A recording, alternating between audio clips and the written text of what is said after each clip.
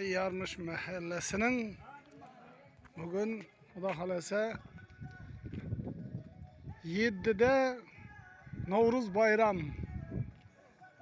Xudo xolasa kelaversa mana elning adamlari teatr gashir turaqqa saat 1ga gashir turashma dedik.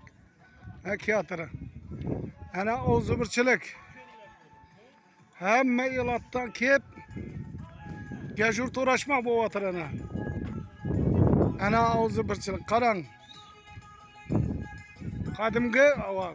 Qadimgi sho'raxona, shu o'zimizning ota-boboning sho'raxonasining oldi bu. Mana bu G'ayratning binosi. Podval degan Salovoydan oldi. Ay yigitlar, qarmanglar ay! Молодец, ana o'zibirchilik. Shunday o'zibirchilik bo'lsa, maydondan dushman ham it ham kela olmaydi bu yerga. Ana mana yosh bog'alar bular. Her qasi 400 dona ovoz jinagan bog'alar bugun mana gashir qilishmadi. Mana bize elning qarlilari deymiz, qarlisi yo'q o beri yalang'och ularning.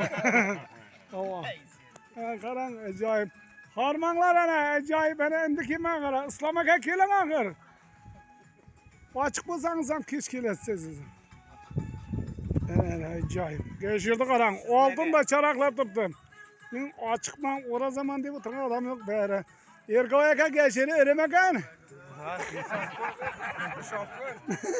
Qo'lingni to'ldirib turadigan ha. Ajoyib bova. Ko'p qatnashadingiz bilasiz-kan, turib qirib. O'zibirchilik qilyapsan ana. Avvala, молодец, elimizga gap yo'q.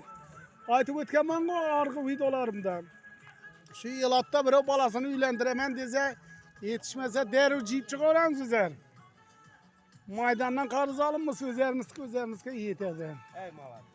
Ana sog' bo'ling, salomat bo'linglar, videolarimizni kuzatib boring. Xudo xolasa bu